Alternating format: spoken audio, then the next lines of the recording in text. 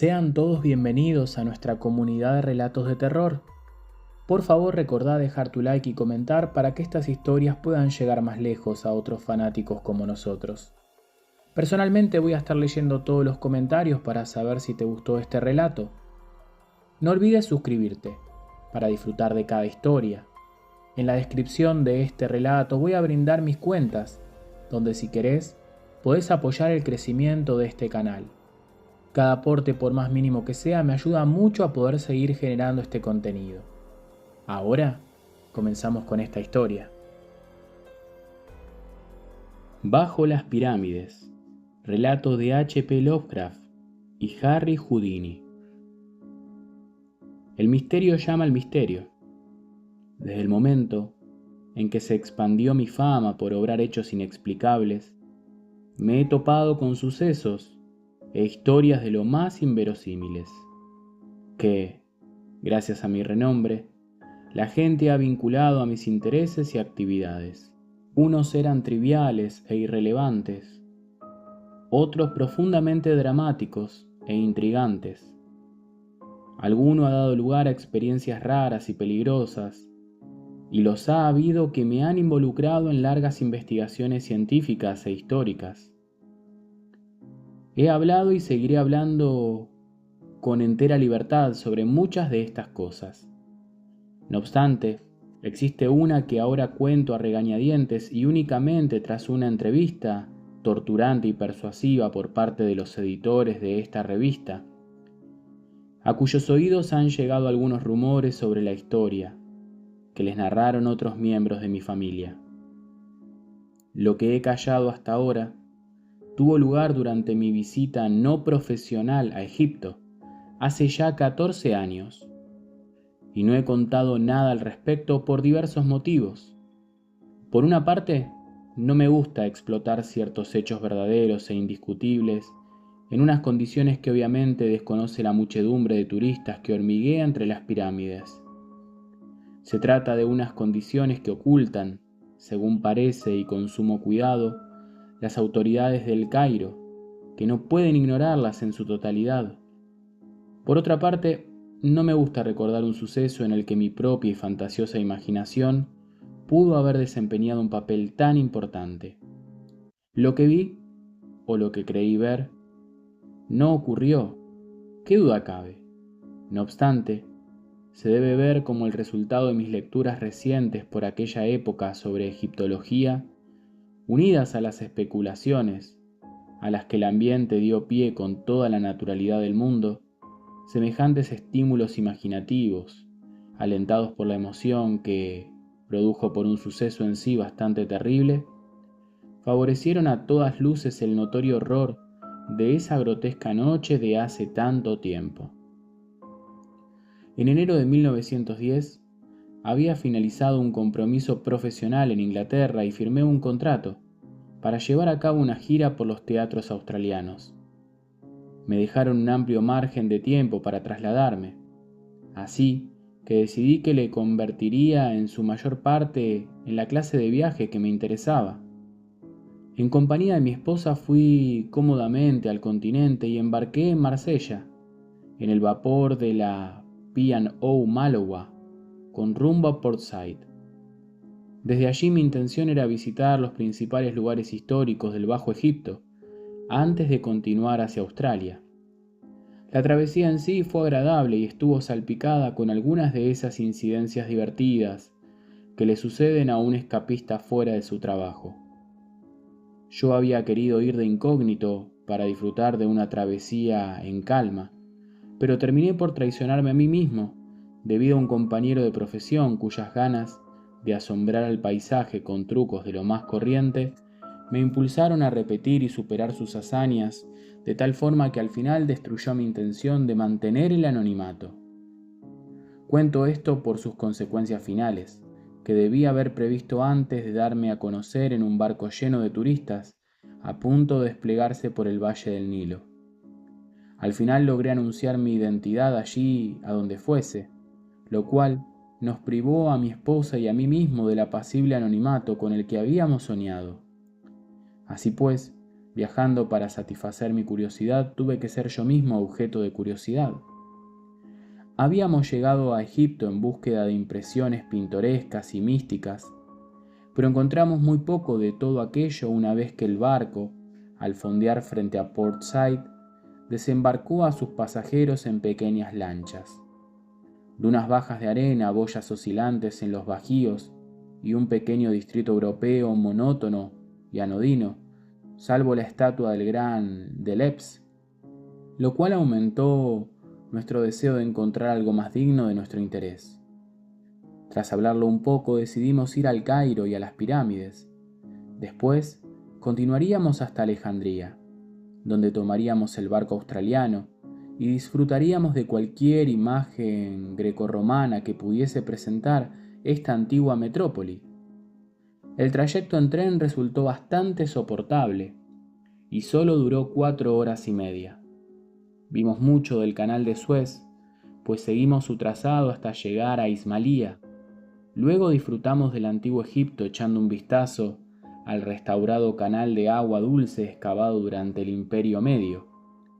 A continuación el Cairo se nos mostró destellando en medio del crepúsculo, como una constelación centellante que se tornó en un fulgor cuando nos detuvimos en la Grand Gare Central. Pero un nuevo desencanto nos aguardaba, pues cuando vimos era europeo. Salvo la gente y su vestimenta, un prosaico metro nos condujo hasta una plaza plagada de carruajes, taxis y tranvías, que resplandecía por las luces eléctricas que brillaban en altos edificios, hasta el teatro que había tratado de contratarme en vano para actuar, y al cual iría más tarde como público. Había sido rebautizado recientemente como American Cosmograph.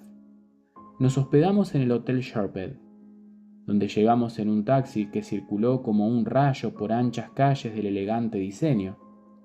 Así que el misterioso Oriente y el pasado remoto nos parecieron sumamente lejanos. Perdidos como estábamos, entre el perfecto servicio del restaurante, los ascensores y las comodidades en general angloamericanas. Aún así, al día siguiente, corrimos gustosos al corazón de una atmósfera propia de las 1001 noches, pues por las tortuosas calles y los exóticos perfiles del Cairo, la Bagdad de Harchid pareció revivir. Guiados por nuestra guía de viaje Badaker, fuimos hacia el este. Pasamos los jardines de Sbig a lo largo de Mouski, en búsqueda del distrito nativo. Enseguida nos vimos en manos de un bocinegrero Cicerone, que pese a los sucesos posteriores era sin duda muy ducho en su oficio. Solo con posterioridad me percaté de que debería haber preguntado en el hotel por algún guía oficial. Este hombre, un sujeto afeitado, de voz peculiarmente profunda, aspecto relativamente aseado y la catadura de un faraón, se hacía llamar Abdul Reis el Drogman. Parecía ejercer un gran dominio sobre sus demás colegas, pero la policía aseguró después no conocerlo y sugirió que Reis es simplemente un apelativo para alguien con autoridad, en tanto que Drogman no es más que una torpe modificación del vocablo que designa al jefe de un grupo turístico, Dragoman. Abdul nos guió entre maravillas, entonces solo cosa de libros y sueños para nosotros. El viejo, el Cairo en sí mismo, es un libro de cuentos y un sueño. Dédalos de pasajes angostos con olor a secretos aromáticos, balcones y miradores llenos de arabescos que casi se tocan por encima de las calles adoquinadas, el fárrago del tráfico oriental y extraños gritos, látigos que restallan, carromatos que traquetean, monedas que retintinean y mulas que rebuznan, caleidoscopios de ropas abrigadas, velos turbantes y turbulles, aguadores y derviches, perros y gatos, adivinos y barberos, pero impernando todo sobre la letanía de los mendigos ciegos acurrucados en nichos y el sonoro cántico de los muecines desde la cúspide de eminentes que descuellan en un inalterable cielo de color azul profundo. Los bazares techados y más tranquilos no eran menos atractivos, especiales perfumes alborarios se dan y latón. El viejo Mahmud Sulman, sentado con las piernas cruzadas entre sus botellas pegajosas, mientras unos jóvenes lenguaraces manejaban mostaza en el capitel ahuecado de una antigua columna clásica romana de estilo corintio, tal vez de los alrededores de Helicópolis, donde Augusto destacó a sus 3 legiones egipcias. La antigüedad empieza a mezclarse con el exotismo. Después de aquello, las mezquitas y el museo, vimos todo, intentando que nuestro deleite por lo arábico no se rindiese al encanto más oscuro y fúnebre del Egipto faraónico por culpa de los tesoros de incalculable valor expuestos en el museo. Aquel sería nuestro clímax, mientras nos concentrábamos en las medievales glorias serrazaneas de las califas, cuyas magníficas mezquitas crean una hechizante necrópolis de cuento al borde del desierto árabe.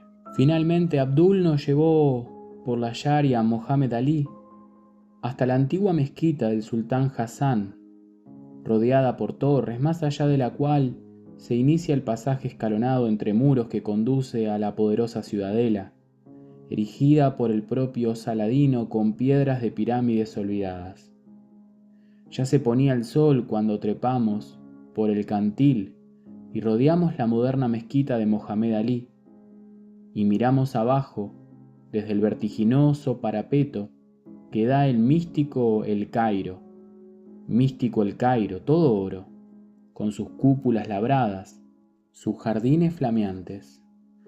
Más allá de la ciudad destacaba la gran cúpula romana del Museo Nuevo y más lejos, pasado el críptico y amarillo Nilo, madre de las eras y dinastías, acechaban las amenazadoras arenas del desierto de Libia, ondulantes e indecentes, malditas por antiguos arcanos. El sol rojizo ya estaba en el horizonte, dando paso implacable al frío de la noche egipcia, mientras continuaba al borde del mundo como ese antiguo dios de Heliópolis, Ra, hereje, el sol del horizonte. Vimos situarse contra ese holocausto purpúreo los perfiles negros de la pirámide de Giza, las antiquísimas tumbas que tenían ya miles de años cuando Tutankamón ocupó su trono dorado en la lejana Tebas. Supimos entonces que habíamos terminado con el Cairo y que debíamos disfrutar de los más profundos misterios del Egipto primigenio, la negra Kem de Ra y Amazon, Isis, Osiris. A la mañana siguiente visitamos las pirámides. Viajamos en una calesa por el gran puente del Nilo, con sus leones de bronce, hacia la isla de Gisraed, con sus gigantescos lebarc, y el puentecito inglés que cruza a la ribera occidental. Fuimos por la orilla. Bajo el dosel formado por los levacs, pasamos el gran parque zoológico de camino a Giza, donde se había tendido un nuevo puente hacia el Cairo. Entonces, regresando tierra adentro a través de Sharia el Haram, cruzamos una zona de canales cristianos y miserias aldeas nativas, hasta que apareció ante nosotros el objeto de nuestro viaje, hendiendo las neblinas del alba y proyectando réplicas invertidas en los charcos de las cunetas. Como dijo Napoleón a sus soldados, 40 siglos de historia nos contemplaban. La carretera ascendió bruscamente hasta que llegamos al punto donde se realizan los transbordos entre la estación de tranvías y el Hotel Mena House. Abdul Reis, que con gran eficacia nos había conseguido entradas para las pirámides, parecía entenderse con la muchedumbre aullante y agresiva de beduinos que poblaban una miserable y sucia aldea no muy lejana.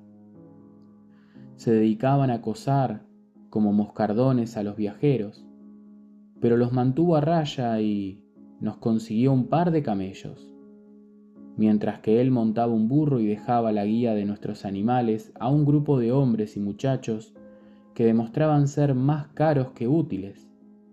La zona que debíamos atravesar era tan pequeña que casi no habríamos necesitado camellos, pero tampoco lamentamos sumar a nuestras experiencias esa forma tan molesta de recorrer el desierto. Las pirámides se elevan sobre una meseta rocosa y constituyen el grupo de cementerios regios y aristocráticos construidos más al norte, cerca de la extinta Memphis, la capital que se alzaba en la misma orilla del Nilo, al sur de Giza, que floreció entre los años 3400 a 2000 a.C. La pirámide mayor, cerca de la moderna carretera, fue erigida por el rey Keops o Khufu aproximadamente en 2800 a.C. y tiene una altura superior a 136 metros.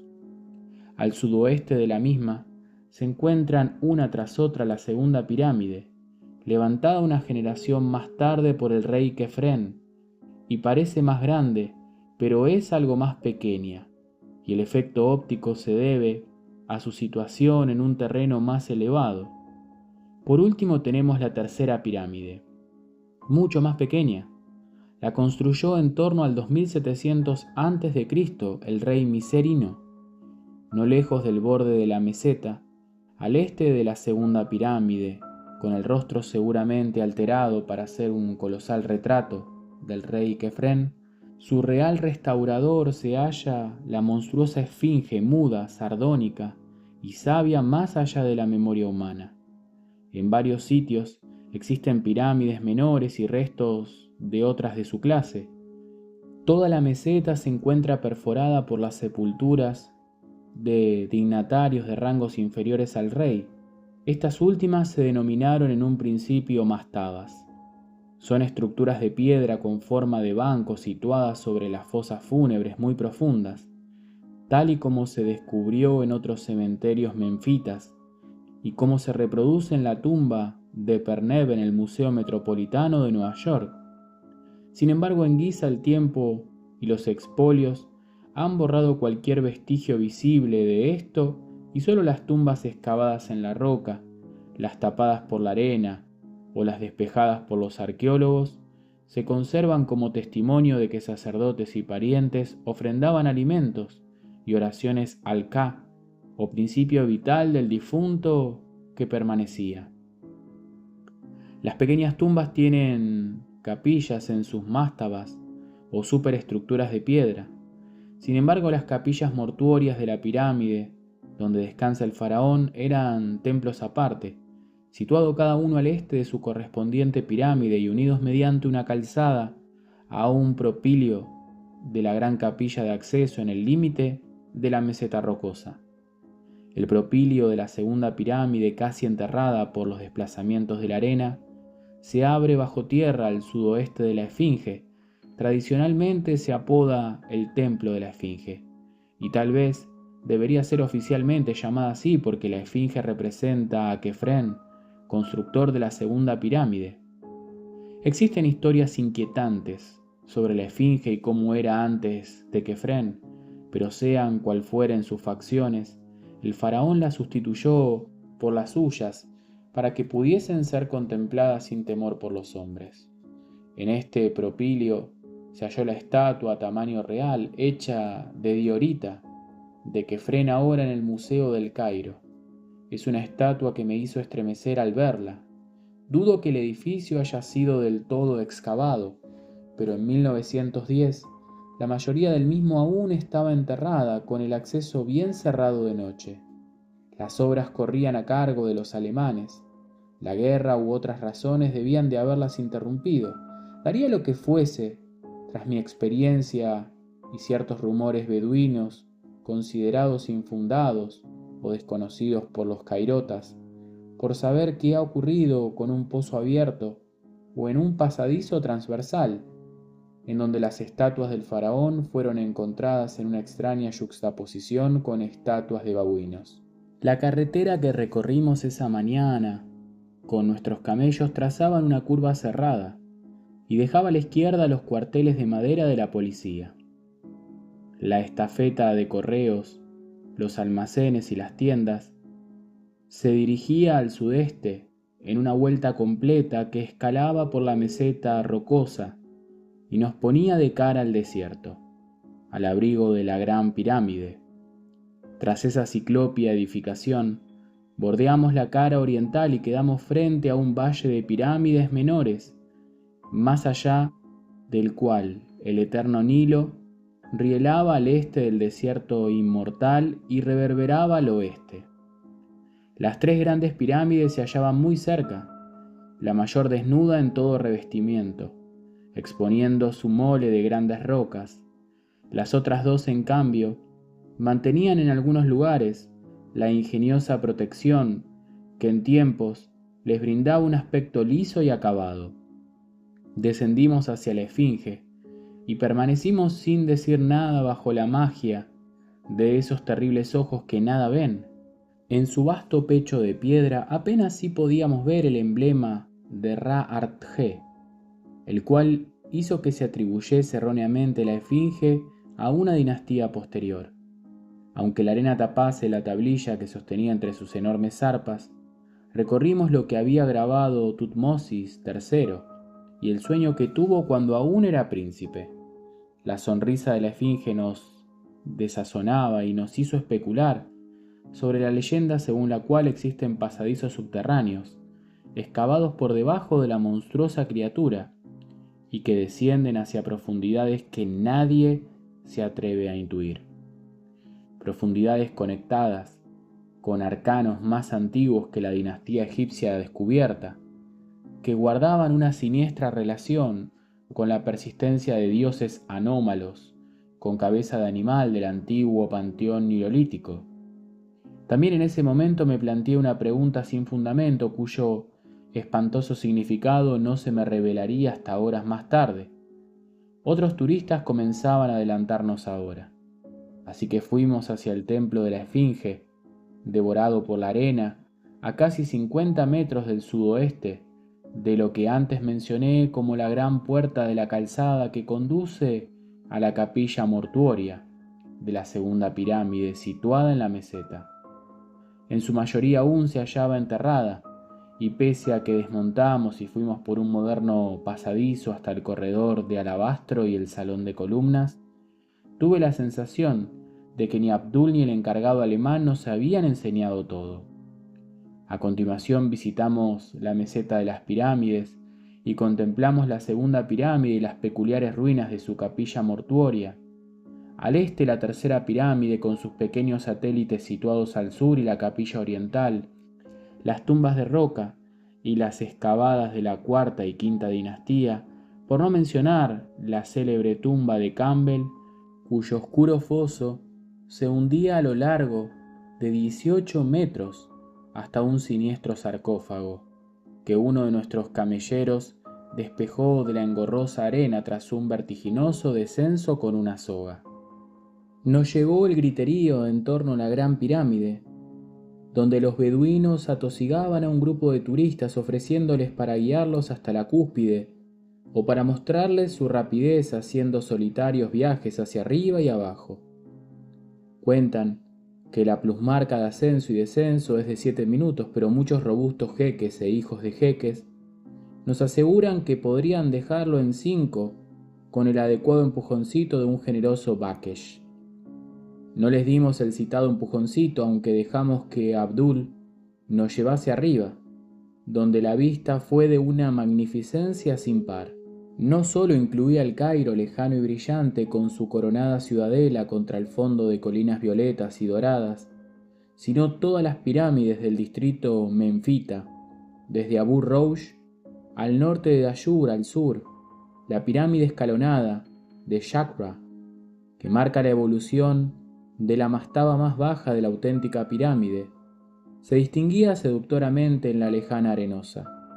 No lejos de ese monumento de transición se descubrió la célebre tumba de Pernep, más de 640 kilómetros al norte del valle pedregoso tébano, donde reposa Tutankamón.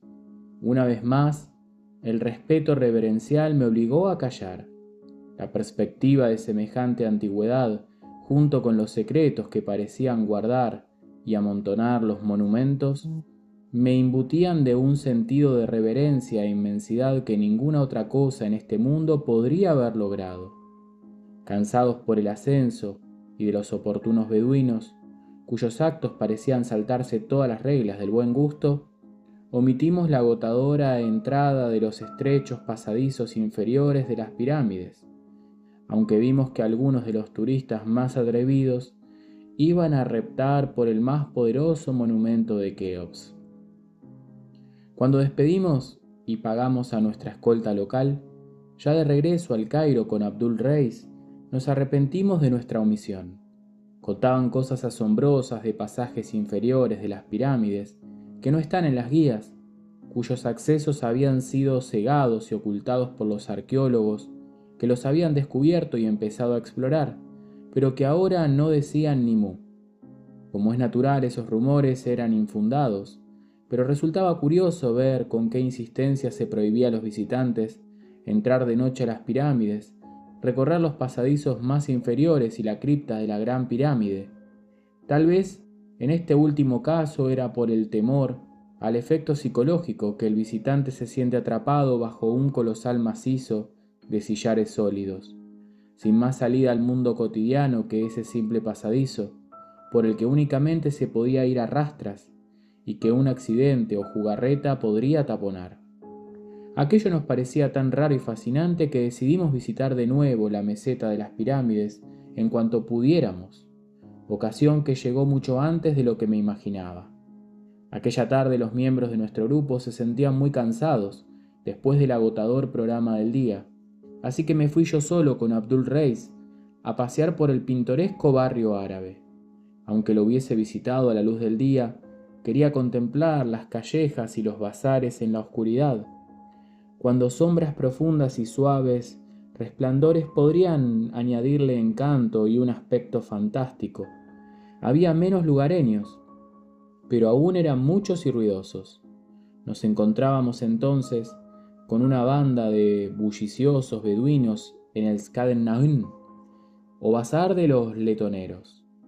Su supuesto jefe, un joven engreído de facciones marcadas y tarbush terciado con insolencia, se fijó en nosotros y reconoció enseguida y sin grandes muestras de amistad a mi eficaz pero displicente y desdeñoso guía. Tal vez pensé, no le gustaba esa extraña reproducción de la media sonrisa de la esfinge que a menudo yo había notado con divertida irritación, o tal vez le moleste la profunda y sepulcral resonancia de la voz de Abdul. En todo caso, el inveterado intercambio de groserías se exacerbó y pronto Ali Sis, así oí que llamaban al desconocido cuando no lo llamaban a algo peor, se puso a dar violentos tirones de la chilaba de Abdul. Esta acción tuvo una rápida respuesta en forma violenta disputa, en la que ambos participantes perdieron sus adorados tocados, que habrían terminado en estado aún más calamitoso si yo mismo no los hubiese separado por la fuerza. Mi intervención, mal recibida al principio por ambos, finalmente logró establecer una tregua.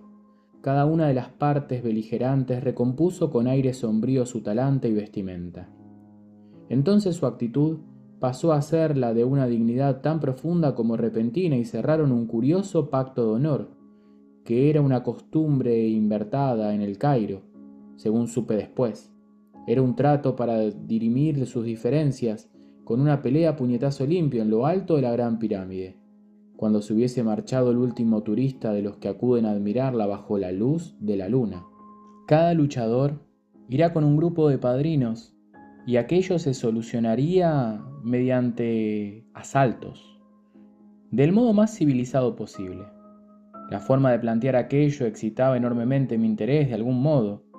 La propia pelea prometía ser única y espectacular, y la idea de esa arcaica edificación presidiendo la antediluviana meseta de Giza bajo la pálida luna de esas horas espoleaba mi imaginación. Abdul se mostró bien dispuesto a incluirme entre sus padrinos cuando se lo pedí, de manera que el resto de las primeras horas de la noche lo acompañé por diversos tugurios de las barriadas más marginales de la ciudad, en especial al noreste de Sviej. Allí reunió una formidable banda de matones para su cita pugilística. Poco después de las 9, a lomos de burros con nombres tan reales o reminiscentes tan turísticas como Ramsés, Mark Twain, J.P. Morgan o Minnehaha, fuimos por Dédalo de calles orientales y occidentales. Cruzamos el cenagoso y erizado de mástiles del río Nilo y por el puente de los leones de bronce, y medio trotamos filosóficamente entre los Leibach de la carretera de Giza.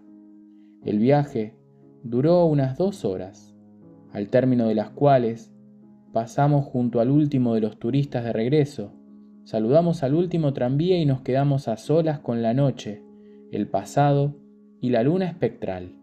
Distinguimos entonces la colosal pirámide al fondo de la avenida, necrófilamente aureolada por una débil amenaza, de la que no creo haberme dado cuenta a la luz diurna. Hasta la más pequeña parecía insinuar un hastío de horror, porque ¿no era en esa pirámide donde enterraron en vida a la reina Nictrosis, en tiempo de la sexta dinastía, la malvada reina Nictrosis, que en cierta ocasión invitó a todos sus enemigos a una fiesta en un templo situado a un nivel más abajo que el del Nilo, y ahogó a todos abriendo las compuertas? Recordé que los árabes murmuraban sobre Nitocris y evitaban la tercera pirámide en determinadas fases de la luna. Thomas Moore debía estar pensando en ella cuando transcribió algo que musitaban los barqueros menfitas. La ninfa subterránea que mora entre las gemas oscuras y glorias ocultas. La dama de la pirámide.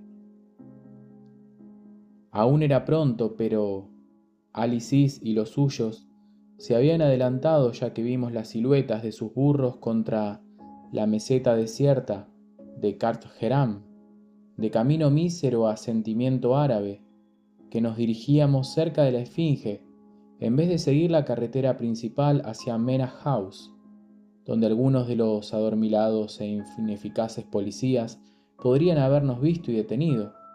Aquí donde beduinos mugrientos guardaban sus camellos y sus burros, en las tumbas rocosas de los cortesanos de Kefren, atravesamos roca y arena hacia la gran pirámide, cuyas caras, erosionadas por el tiempo, ya remontaban con brío los árabes. Abdul Reis me brindó una asistencia que yo no necesitaba. Como ya saben, casi todos los viajeros hace mucho tiempo que la cúspide de esta estructura desapareció y dejó una plataforma bastante plana, de unos 12 metros de lado. En este espeluznante pináculo se formó un círculo y enseguida la sardónica luna del desierto observaba un combate que, a juzgar por el alboroto de los espectadores, podría haber transcurrido en cualquier club atlético de poca monta de los Estados Unidos.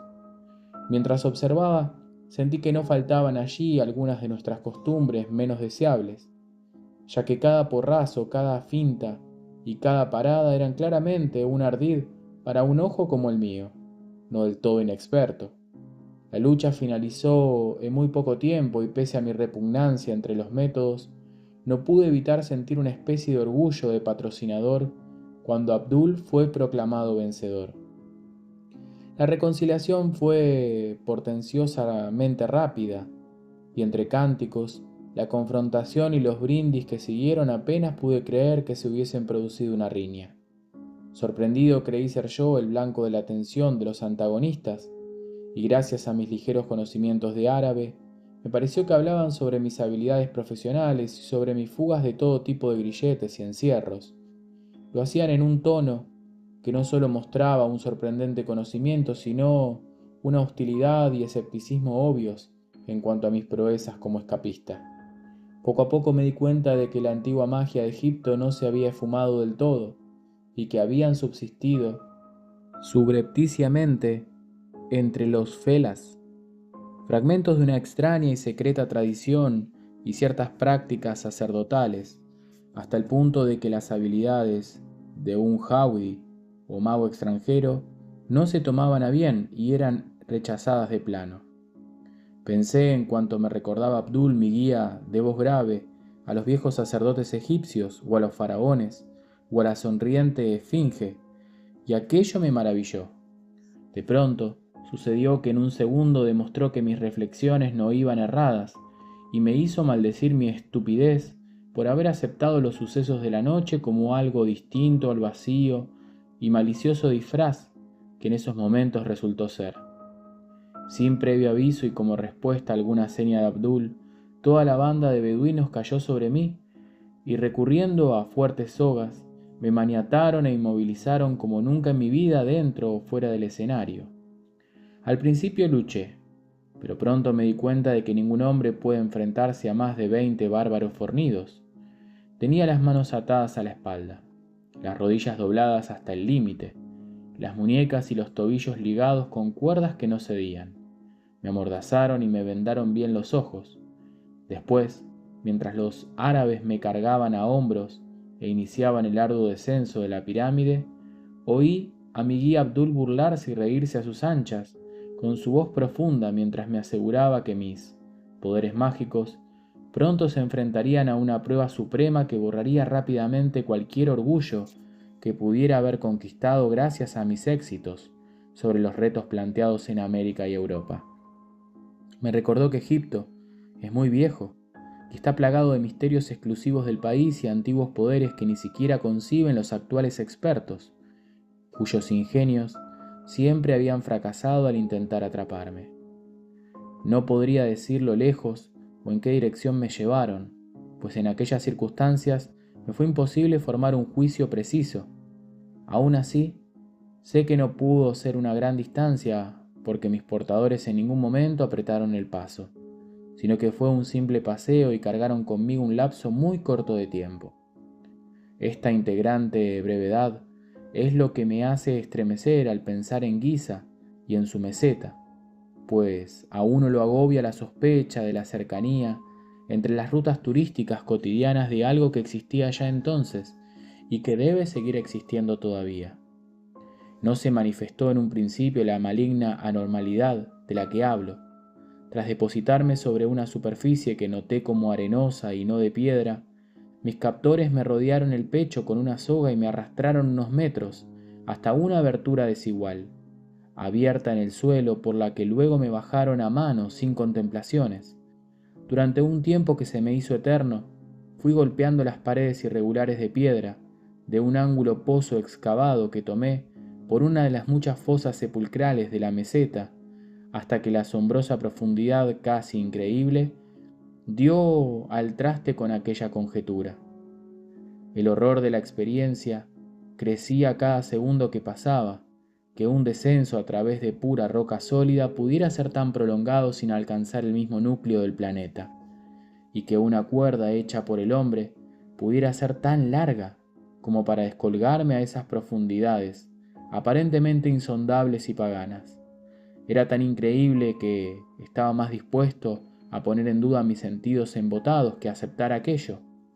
A día de hoy sigo sin estar del todo convencido, pues sé lo incierta que se vuelve la medida del tiempo cuando se ven agitadas o distorsionadas una o más de las percepciones o condiciones que son habituales.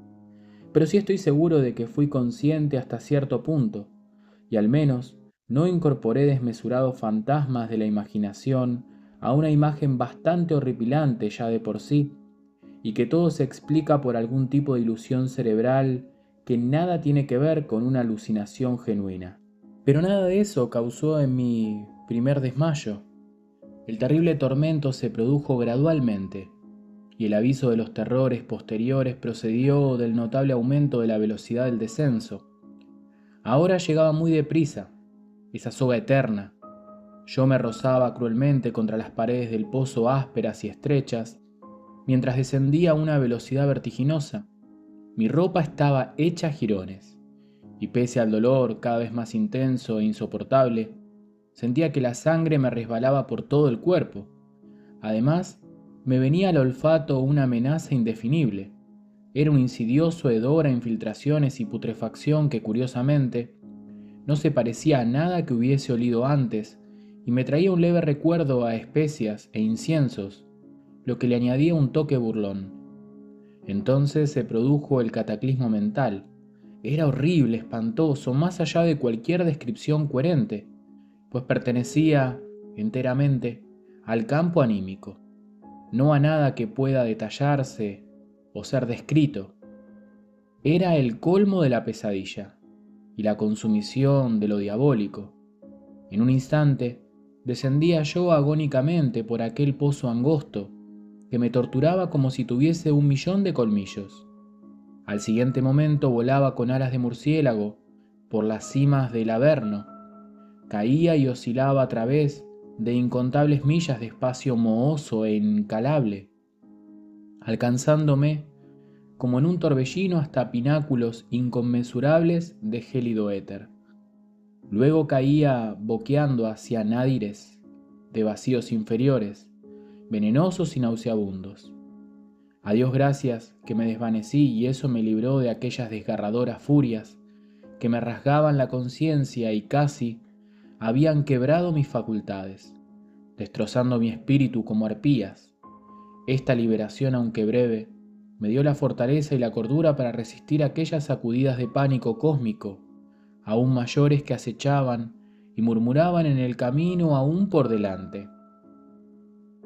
Tras aquel horrible vuelo por los espacios estigios, lentamente recobré el sentido. El proceso fue infinitamente aterrador y teñido de fantásticos sueños, en los que mi situación atado y amordazado adquirió una singular encarnación. La naturaleza de la precisa de tales sueños estaba muy clara mientras los sufría, pero los olvidé casi inmediatamente después, y se redujeron enseguida a simples esbozos por los terribles sucesos, reales o no, siguientes. Soñé que estaba preso de una garra enorme y horrible, que era una zarpa amarilla peluda, de 4 uñas, que había salido de la tierra para oprimirme y engullirme. Cuando me detuve a reflexionar sobre ella, me pareció que se trataba de Egipto.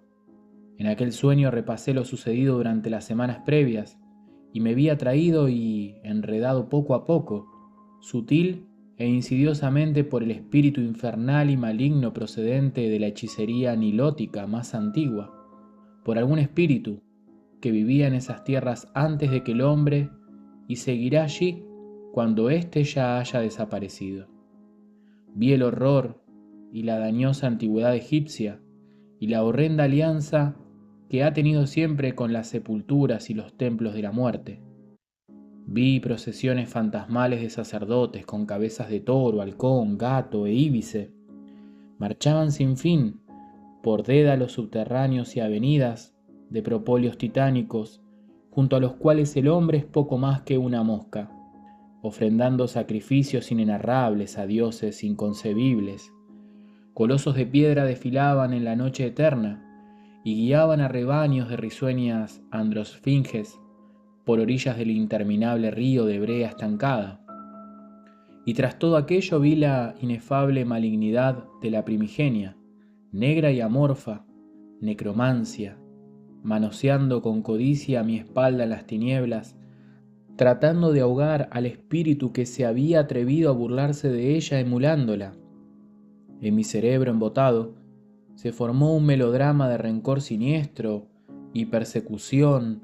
Vi el alma niguérrima de Egipto encogiéndome y reclamándome con susurros apenas audibles, llamándome y tentándome, atrayéndome con el hechizo y el brillo de la superficie serrecánea, pero empujándome sin cesar hacia abajo, hacia las catacumbas de una antigüedad espeluznante y a los horrores de su muerto y abismal corazón faraónico. Entonces, los rostros del sueño se materializaron y vi a mi guía Abdul-Riz con ropajes reales y la desdeñosa sonrisa de la esfinge dibujada en el rostro.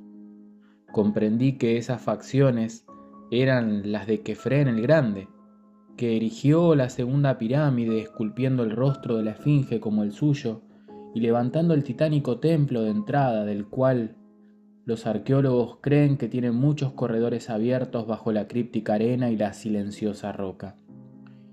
Vi la mano larga y delgada de Kefren, larga, delgada y rígida, como la había visto en la estatua de Diorita, del Museo del Cairo, la estatua que se halló en el terrible templo de entrada, y me asombró no haber gritado cuando la vi en Abdul Reis. Esa mano era odiosamente fría y me oprimía, me transmitía el frío y la rigidez del sarcófago, la frialdad y la opresión del Egipto inmemorial. Era el propio Egipto nocturno y necropolitano, la zarpa amarilla, y se cuentan cosas de Kefren que... Pero entonces comencé a despertar, o al menos abandonar el estado más profundo del sueño. Recordé la riña en lo alto de la pirámide, a los arteos beduinos y su ataque, el terrible descenso atado a una soga por profundidades insondables de roca, y mi caída y zarandeo en un vacío helado, saturado de olorosa putridez. Sentí que ahora yacía sobre un suelo de roca húmeda y que mis ligaduras me mordían la carne con una terrible fuerza. Hacía frío y creí sentir una débil corriente de aire apestoso sobre mí. Los cortes y las magulladuras provocados por las paredes dentadas del pozo de roca me hacían sufrir espantosamente.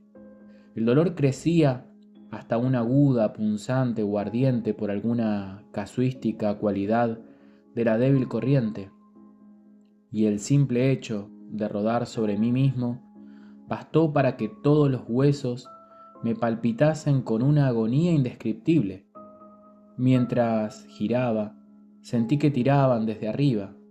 Imaginé que la soga con la que me habían bajado llegaba a la superficie. No tenía ni idea de si los árabes seguían sujetándola o no, ni de lo abajo que me hallaba en el seno de la tierra. Sabía que las tinieblas circundantes eran totales o casi, pues ningún resplandor de luna atravesaba la venda de mis ojos, pero no confiaba tanto en mis sentidos como para admitir que la sensación de largo tiempo que había caracterizado mi descenso fuese una prueba de la gran profundidad a la que me hallaba.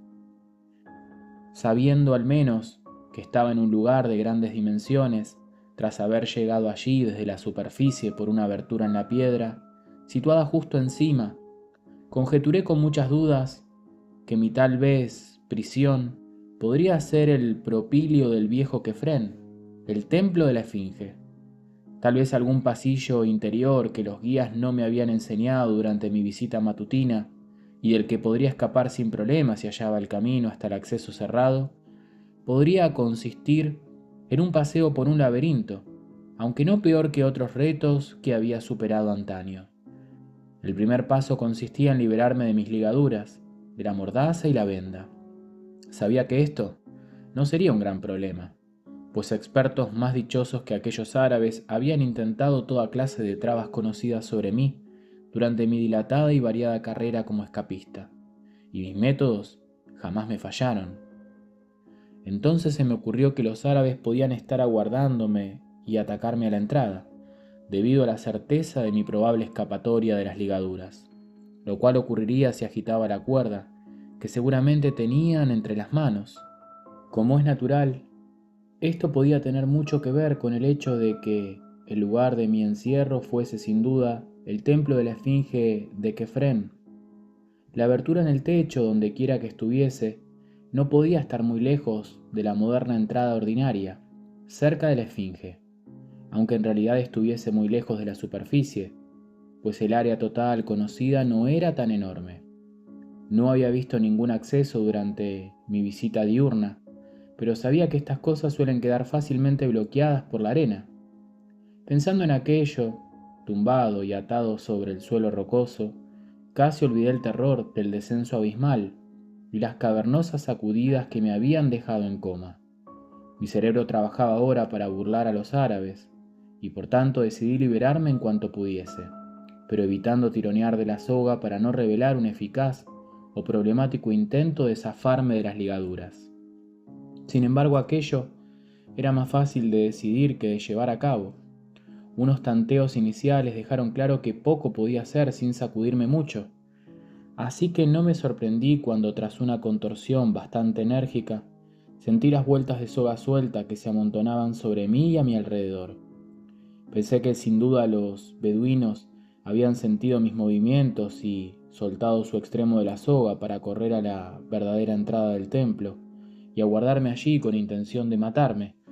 La perspectiva no era muy halagüeña, pero ya me había visto frente a situaciones peores y no me amilané, y tampoco lo haría ahora. De momento lo primero era liberarme de mis ligaduras y después confiar en mi ingenio para huir sano y salvo del templo. Es curioso ver con qué convicción había llegado a creerme en el viejo templo de Kefren, bajo la esfinge a poca profundidad bajo tierra. Aquella creencia se hizo trizas y cada aprensión prístina de sobrenatural profundidad y demoníaco misterio fueron revividas por algo que cobró horror y significado mientras trazaba mi plan de actuación. He dicho que en su caída la soga se amontonaba sobre mí a mi alrededor. Me percaté ahora de que seguía apilándose de una forma imposible en una soga de longitud normal. Ganaba velocidad y pronto fue una luz de céñamo que se amontonó y me dejó medio enterrado bajo sus espirales que tan rápidamente se multiplicaban. Pronto me vi del todo sumergido e inmovilizado. Mis sentidos vacilaban una vez más y traté de ahuyentar sin resultado una amenaza espantosa e ineludible. No era solo que estaba siendo torturado más que cualquier ser humano podía soportar. No era solo que pareciese que me arrebataban lentamente la vida y el hálito, sino también el conocimiento de lo que esa longitud antinatural de soga significaba, y la conciencia de que estaba ahora rodeado de abismos subterráneos, desconocidos e insondables. Mi descenso sin fin y mi oscilante vuelo por los espacios fantasmales debían haber sido reales. En esos momentos debía yacer sin fuerzas en el fondo de alguna caverna indescriptible, situada cerca del corazón del planeta. Esa súbita confirmación de un horror tan supremo fue insoportable para mí. Por segunda vez caí en una misericordiosa inconsciencia. Cuando digo inconsciencia no quiero decir que estuviese libre de los sueños, muy al contrario. Mi ausencia del mundo consciente fue marcada por visiones del espanto más inexpresable. Dios mío, ojalá no hubiera leído tanta egiptología antes de venir a esta tierra, fuente de toda oscuridad y terror. Este segundo desmayo llenó otra vez de mi mente adormecida la estremecedora comprensión del país y sus arcaicos secretos. Mis sueños giraron de una triste forma en torno a las antiguas nociones de muerte y su persistencia corporal y anímica, más allá de aquellas misteriosas tumbas que eran más bien residencias que sepulturas. Rememoré mediante formas oníricas, que prefiero no recordar, la peculiar y sofisticada construcción de los sepulcros egipcios, así como las terroríficas doctrinas tan peculiares que determinaron su construcción. Este pueblo tan solo pensaba en la muerte y en los muertos, concebían una resurrección literal del cuerpo, lo cual les hacía momificarlo con sumo cuidado, conservando todos los órganos vitales en vasos cenopes junto al cadáver. Creían también que además del cuerpo existían otros dos elementos, el alma, que tras ser pesada y aprobada por Osiris, moraba en la tierra de los benditos, y el oscuro y portentoso Ka, o principio vital, o que vagaba de una forma horrible en los mundos superiores e inferiores, pidiendo de vez en cuando retornar al cuerpo conservado consumiendo las ofrendas de alimentos llevadas por los sacerdotes y los parientes más piadosos de la capilla mortuoria. Y en ocasiones, decían entre murmullos, ocupando su cuerpo o el doble de madera, que se enterraba siempre a su vera para vagar de forma perniciosa, haciendo recados especialmente repelentes. Durante milenios esos cuerpos esplandientemente encerrados reposaron, mirando con ojos vidriosos, cuando no eran visitados por el Ka, aguardando el día en el que Osiris uniese de nuevo al Ka y el alma para conducir a las rígidas legiones de los muertos desde las subterráneas casas del sueño. Sería un glorioso renacimiento, aunque no se aceptase a todas las almas, ni todas las tumbas se mantuviesen intactas. Así que se producirían grotescos errores y anomalías malignas. Aún hoy los árabes murmuran sobre invocaciones paganas y malsanas oraciones de olvidados abismos inferiores que solo pueden visitar y abandonar incolumes los alados e invisibles cas y las momias sin alma. Tal vez las más lascivas leyendas capaces de helar la sangre son las referidas a ciertos perversos productos del sacerdocio decadente, las momias compuestas uniendo artificialmente troncos y miembros humanos con cabezas de animales, imitando a los dioses antiguos. En todas las épocas históricas se momificó a los animales sagrados, de modo que toros, gatos, íbices, cocodrilos y otras bestias consagradas pudiesen retornar algún día a la suprema gloria. Pero solo en épocas de decadencia se mezclaron humanos y animales en una sola momia. Solo en decadencia, cuando no entendían los derechos y las prerrogativas del Ka y del alma.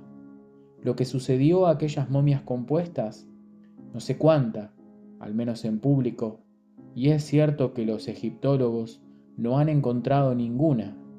Los comentarios de los árabes son absurdos y no se pueden tener en cuenta.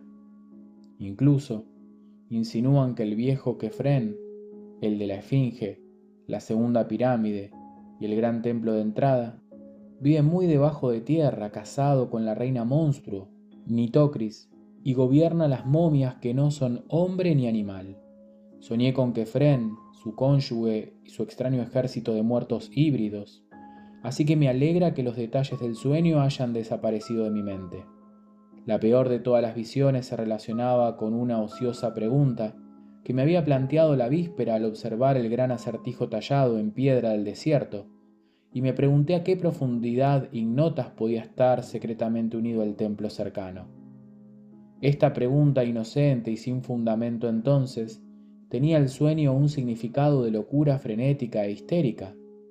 ¿Qué vasta y odiosa anormalidad representa el rostro original de la Esfinge? Mi segundo despertar, si es que fue eso, es un recuerdo de puro horror, sin parangón con nada que haya experimentado en mi vida, salvo algo que me ocurriría luego. Y eso que mi vida ha sido plena y ha estado colmada de más aventuras que la de la mayoría de los hombres. Recuerdo haber perdido el conocimiento mientras me sepultaba una luz de soga que caía, cuya longitud revelaba la catastrófica profundidad de mi situación. Ahora, mientras volvía en mí, sentí su peso y comprendí que, aunque continuase atado, amordazado y con los ojos vendados, algo había retirado por completo el asfixiante montón de cáñamo que antes me había agobiado. La importancia de aquello se me reveló gradualmente, como es natural, pero creo que incluso de ese modo me habría desvanecido nuevamente de no hallarme entonces en tal estado de agotamiento emocional, que ningún nuevo horror podría ya aumentar. Estaba solo. ¿Con qué? Antes de que pudiera torturarme con una nueva reflexión o hacer un nuevo esfuerzo por liberarme de mis ligaduras, surgió una circunstancia nueva. Un dolor que antes no había sentido me lastimaba brazos y piernas, y creí hallarme cubierto por una gran cantidad de sangre reseca, más de la que podía haber manado de los cortes y abrasiones durante la caída. Además, me parecía tener el pecho perforado por un centenar de heridas, así que pensé que algún ibis titánico y malévolo me había picoteado. Seguramente lo que había retirado la soga era hostil y había empezado a provocarme daños terribles cuando algo lo había empujado a desistir. Sin embargo, mis sensaciones eran claramente en ese momento las contrarias de lo que cabría esperar. En lugar de sumirme en un pozo sin fondo de desesperación, me sentía armado de valor y energía, pues ahora notaba que las fuerzas malignas eran seres físicos a los que podía enfrentarse un hombre valeroso. Con la fuerza de esta idea, me debatí una vez más en mis ligaduras y apliqué toda la pericia desarrollada durante toda una vida y que tanto había brillado entre el resplandor de las cendilas y un aplauso generalizado del público. Los detalles conocidos del proceso comenzaron a absorberme, y como me habían quitado de encima la soga, llegué a pensar que mi idea sobre supremos horrores era solo una alucinación al fin y al cabo, que jamás había habido una cima espantosa, ni un abismo insondable o una soga interminable. ¿No estaría en el propilio de Kefren, bajo la esfinge, y los felones árabes no me habrían atacado y mortificado mientras yacía inánime?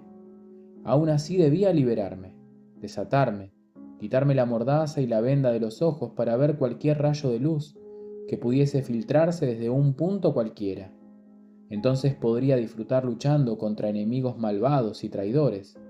No puedo decir cuánto tardé en zafarme de mis ataduras, pero fue más tiempo del que utilizo en mis actuaciones, pues estaba herido, cansado y debilitado por los padecimientos. Cuando me vi finalmente libre y aspirando profundidades bocanadas de aire helado, húmedo, maligno y fétido, ahora más espantoso porque ya no tenía los filtros de la mordaza o la venda, noté que me hallaba demasiado entumecido y exhausto para moverme. Permanecí tumbado, tratando de estirar mi cuerpo torcido y magullado, durante un rato que no pude calcular, forzando la vista para captar el fulgor de algún rayo de luz que pudiera darme una idea de cuál era mi posición. Poco a poco fui recobrando la fuerza y la flexibilidad, pero mis ojos no pudieron captar nada.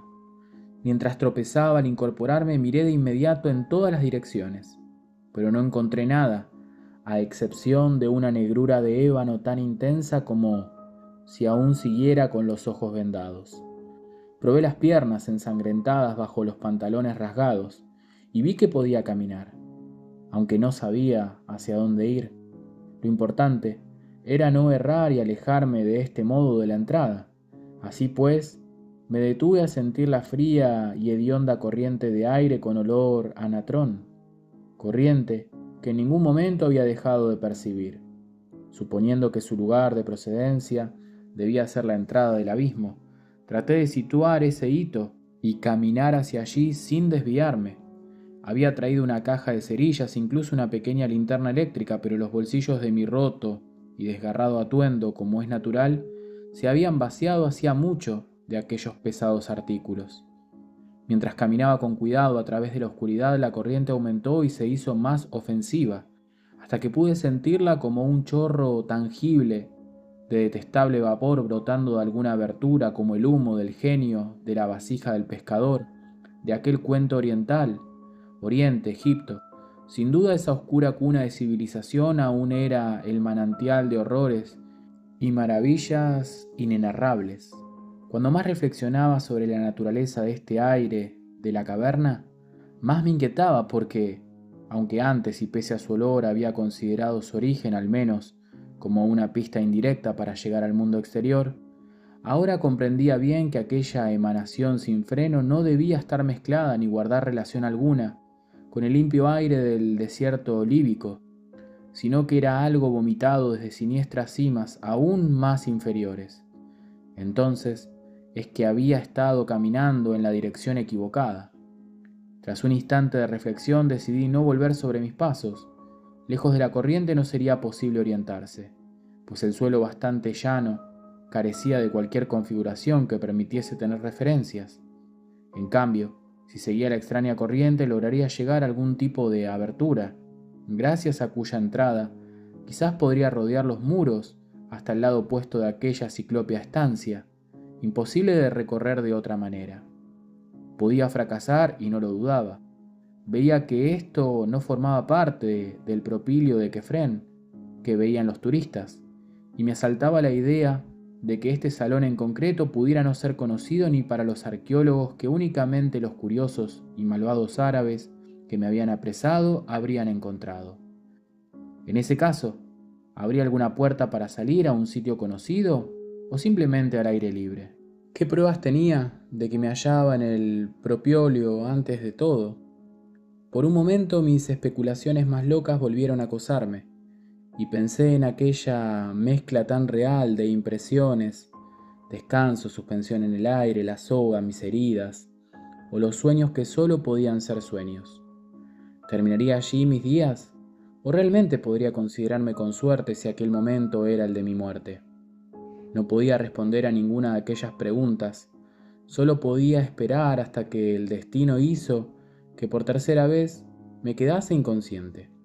En esta ocasión no hubo sueños, pues lo repentino del incidente hizo que no pudiese articular ningún tipo de pensamiento, consciente o inconsciente. Tropecé con un inesperado peldaño de bajada en un punto donde la desagradable corriente era lo bastante intensa como para ofrecer resistencia. Caí entonces de cabeza, por un tramo oscuro de grandes peldaños de piedra, hacia un abismo de espanto sin fin. Que aún respirase es un tributo a la vitalidad inherente que anima un organismo humano sano.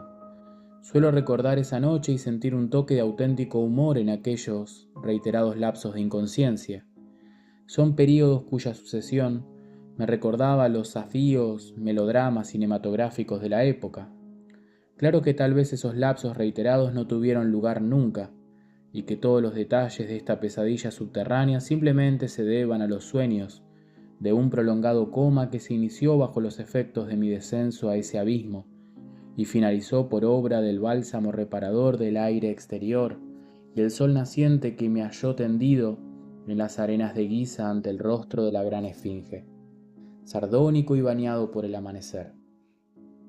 Prefiero esta última explicación si es posible. Por eso me alegré cuando la policía me dijo que la barrera de acceso al templo que Kefren había sido retirada y que existía una grieta tan grande de dimensiones en una esquina de la zona aún sin ampliar. También me alegré cuando los doctores dijeron que mis heridas solo se debían al ataque sufrido, al amordazamiento, al descenso, a las ataduras, a la caída de lo alto, tal vez en una depresión del pasadizo interior del templo, a haber reptado hasta la barrera exterior y escapar, así como a otras circunstancias por el estilo. Un diagnóstico de lo más consolador. Sin embargo, sé que debe haber algo más. Tengo demasiado grabado en la memoria ese descenso para rechazarlo. Y es curioso que nadie haya podido dar con la pista de un hombre que encaje en la descripción de mi guía, Abdul Riz el Dragoman, el guía de voz sepulcral que se parecía al rey Kefren y sonreía como él. Me he apartado de mi narración, tal vez con la vana esperanza de sortear el comentario sobre el incidente final, el que de todo lo sucedido es con toda certeza una alucinación, pero he prometido contarlo todo y voy a cumplir con mi promesa. Cuando recobré, o eso me pareció, el sentido, tras esa caída por las negras escaleras de piedra, me encontraba tan solo en las tinieblas como antes. El tufo ventoso, malo antes, ahora era demoníaco, aunque ya me había habituado lo bastante a él como para soportarlo con estoicismo. Aturdido me puse a gatear hacia la fuente del viento putrefacto y palpé los colosales bloques de sólido pavimento con mis manos ensangrentadas.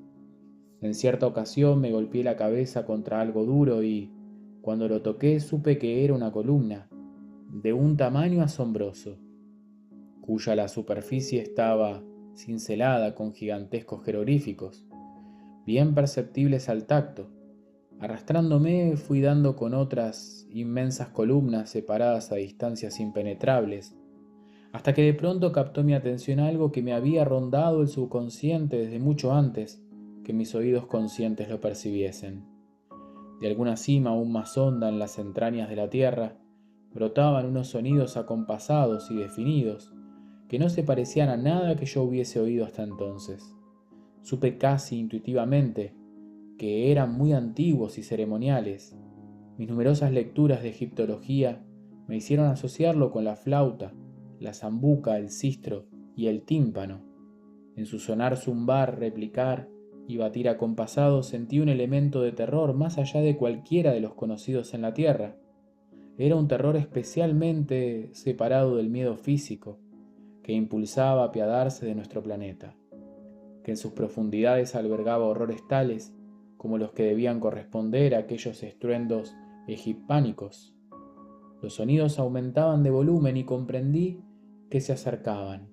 Entonces, que los dioses de todos los panteones unidos guardaban mis oídos de escuchar nuevamente algo semejante, comencé a escuchar débiles y lejanas las morbosas y milenarias pisadas de criaturas que marchaban.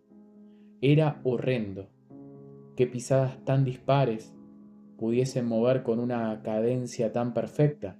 El entrenamiento de centenares de años y religiosos debía estar detrás de esa marcha de las monstruosidades de la más profunda tierra, escurriéndose, repiqueteando, pisando con paso sigiloso, sonoro, crujiente, arrastrándose, y todo al ritmo de la horrible disonancia de esos burlones instrumentos. Y entonces, que Dios tenga alejada de mi mente la memoria de esas leyendas árabes, las momias sin almas, el lugar de encuentro de los cas errantes, las hordas de cadáveres faraónicos, malditos por el diablo y muertos hace 40 siglos, las momias compuestas guiadas a lo largo de tremendos abismos de Onís por el rey Kefren y su reina monstruo Nitocris. Los pasos sonaban más y más cerca. Que el cielo me ampare del sonido de esos pies, zarpas, pezuñas, patas y garras que ya se perfilaban. En la extensión sin límites del oscuro pavimento, relampagueó un rayo de luz entre el hediondo viento. Yo me oculté tras la enorme circunferencia de una ciclópea columna, intentando huir por un momento del horror que encerraba ese millón de pasos que venía hacia mí por gigantescos hipostilos del humano espantoso y la antigüedad fóbica. El relampagueo aumentó, el pisoteo y la cadencia cacofónica crecían de un ritmo vertiginoso. En el resplandor de la estremecedora luz naranja surgió tenuemente una escena de un horror pétreo, tal que jadeé maravillado pese al miedo y la repugnancia. Basamentos de columnas cuyos fustes se alzaban fuera del alcance de la visión humana, simples basamentos de algo que dejaría la Torre Eiffel como algo pequeño, hasta el grado de insignificancia, jeroglíficos tachados por manos inconcebibles en cavernas donde la luz diurna debía de ser solo una remota leyenda. No miraba a las criaturas en marcha. Eso es lo que decidí desesperadamente, mientras escuchaba su crujiente desplazamiento y sus resoplidos nitrosos sobre la música inanimada y las pisadas de los muertos. Era un acto de misericordia que no hablasen, pero por Dios sus teas enloquecidas ya proyectaban sombras sobre la superficie de esas colosales columnas. Que el cielo las aleje de mí. Los hipopótamos no deberían tener manos humanas ni portar antorchas. Los hombres no deberían tener cabeza de cocodrilo. Traté de apartar la mirada, pero las sombras, los sonidos y la fetidez estaban por todas partes.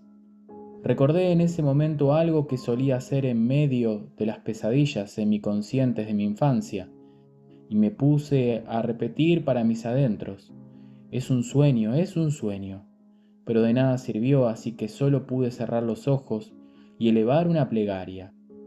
O creo haberlo hecho, pues nunca se está seguro cuando uno sufre visiones, y yo sé que no pudo tratarse solo de eso. Me pregunté si podría regresar al mundo y en ocasiones abría furtivamente los ojos para ver si podía distinguir algo que no fuese el viento dolor a putrefacción, las columnas sin fin y las sombras grotescas y embrujadas de un horror anómalo, el chisporroteante fulgor de innumerables teas ahora deslumbraba, y salvo que aquel sitio infernal no tuviese muros, debería haber pronto algún límite o final, pero tuve que cerrar nuevamente los ojos al comprender cuántas de aquellas criaturas se encontraban allí. Cuando entreví un objeto que caminaba solemne y firmemente sin cuerpo alguno sobre la cintura, un demoníaco y ululante gorgoteo de cadáveres o estertor hendió entonces el aire, ese aire de osario contaminado, con toques de nafta y betún. Era un coro concentrado procedente de la necrófaga legión de blasfemias híbridas. Mis ojos, morbosamente abiertos, contemplaron durante un instante una visión que ningún ser humano podría imaginar siquiera sin experimentar pavor, pánico y extenuación física. Las criaturas habían desfilado ceremoniosamente en una dirección hacia el pestilente viento, donde la luz de las teas mostraba sus cabezas inclinadas, más bien las de aquellos que tenían una, adornando algo ante una negra, grande y fétida abertura de la que salía el viento, una abertura que alcanzaba hasta donde alcanzaba la vista y que yo vislumbraba flanqueada por dos enormes escalinatas en ángulo recto, cuya finalidad tocaba las sombras. Sin duda una de estas era la escalinata desde donde yo había caído. Las dimensiones del boquete eran proporcionales a las de las columnas.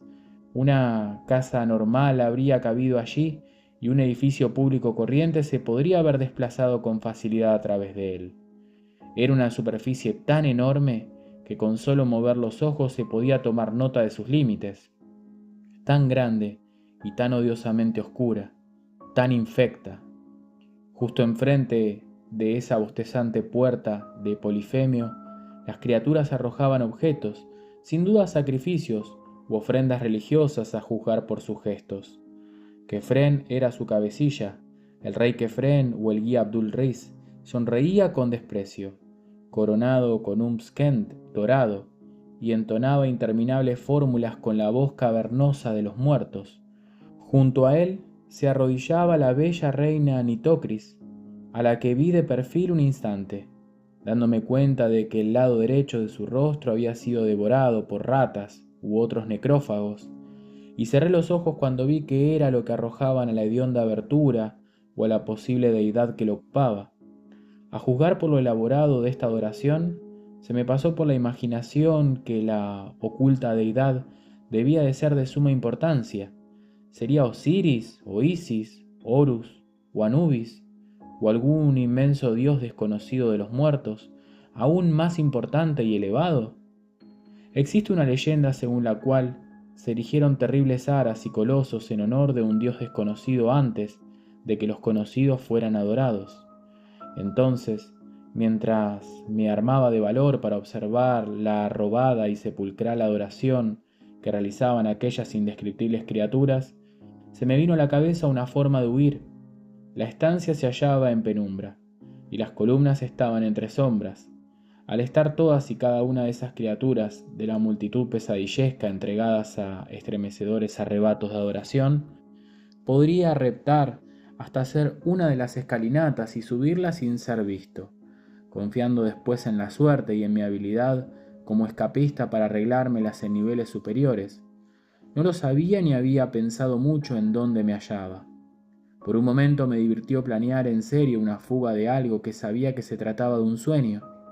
Estaba en algún lugar oculto y desconocido en los niveles inferiores del propio Kefren, el templo, que una generación tras otra ha sido siempre llamado templo de la Esfinge. Nada podía conjeturar, pero decidí ascender en búsqueda de la verdad y la consecuencia con todas mis fuerzas. Inicié la ansiosa travesía reptando boca abajo hasta el pie de la escalinata izquierda, que parecía la más accesible de las dos. No puedo describir los sucesos ni las sensaciones derivadas de este reptar, pero pueden adivinarse si se piensa en lo que tuve que ver sin querer a la luz del maligno fulgor de las teas que bailaba con el viento, para evitar que me viesen. Como he dicho, el final de la escalinata estaba envuelto muy lejos entre las sombras, así que debía subir en línea recta hasta el vertiginoso rellano, envoladizo sobre la colosal abertura. Aquello situaba los últimos tramos de mi desplazamiento a cierta distancia del ruidoso rebaño. Si bien el espectáculo me impresionaba pese a lo lejos que estaba a mi derecha, finalmente llegué a los peldaños e inicié el ascenso, siempre pegado al muro, en el cual vi las más horrendas decoraciones. Confié mi seguridad al interés absorto y extático de que las monstruosidades observaban la abertura de donde salía el aire y los objetos alimenticios que habían arrojado al pavimento que había delante de ella. Como la escalinata era inmensa y empinada, construida con gigantescos bloques de pórfido, como diseñados para un gigante, la subida se me hizo interminable en la práctica. El temor a ser descubierto y el dolor, ya que este nuevo ejercicio me había abierto las heridas, se unían para que mi ascenso reptando sea un recuerdo agónico. Había decidido cuando llegase arriba subir de inmediato por cualquier escalera que pudiera arrancar desde allí hacia la superficie, sin pararme a echar un último vistazo a la abominable carroña que arañaban y se arrodillaban a 25 o 30 metros más abajo.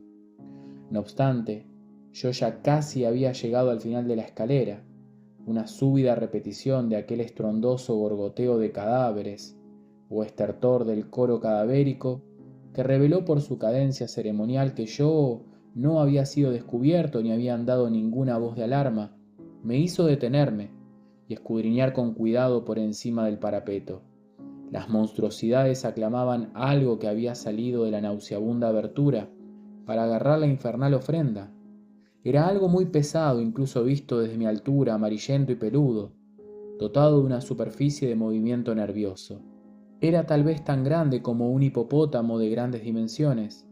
Parecía carecer de cuello, pero 5 cabezas separadas y velludas nacían una tras otra de un tronco burduante de cilíndrico.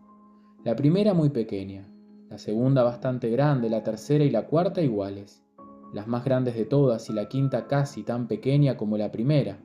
De esas cabezas salían con gran celeridad extraños tentáculos rígidos que aferraban con ansia las ingentes cantidades de indescriptible alimento colocadas ante la abertura. En ocasiones la criatura saltaba y en otras retrocedía hacia su madriguera, de un modo extraño. Su modo de locomoción era tan inexplicable que lo observé con fascinación, deseando que saliese un poco algo más de la caverna debajo de mí. Entonces emergió y su visión me hizo dar media vuelta y huir a través de las tinieblas, hacia la escalera de subida que arrancaba muy cerca. Huí como alma que lleva al diablo por asombrosos peldaños, escaleras y rampas, sin que la vista humana o la lógica me guiasen, en un viaje que debo confinar al mundo de los sueños por falta de confirmación.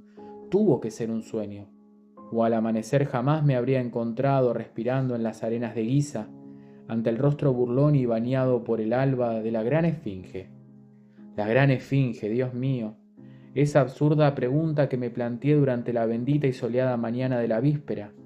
Qué inmensa y horrenda normalidad representaba la talla originaria de la esfinge.